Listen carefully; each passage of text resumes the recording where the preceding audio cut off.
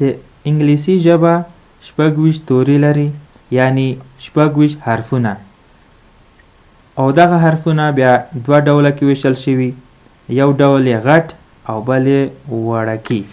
نو هغه داسې دي: A B C D E F G H I J K L M N O P Q R S T U V W X Y Z یا Z. انګلیش توري بیا دوه نور قسمونه لري یا دوه رقمونه. یو یې ده کانسننټ. کانسننټ هغه توري دي چې د دوی غږ ویستلو کې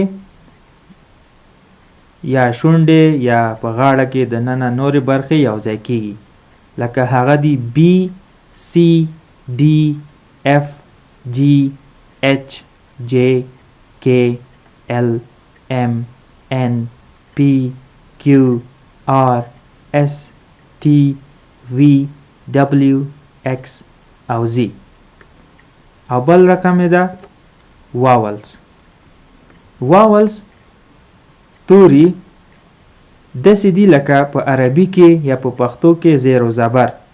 دا د کانسوننټ حرفونو غږ جګوي یا ټیټوي. نو هغه واولز دي A E I O U. یو حرف پاتې ده چې هغه ده Y. Y ته سم ټایم واول ویل کېږي ځکه چې دا کانسوننټ ده، خو یو نیمځي کې ده د واول په رقم هم غږ وباسي.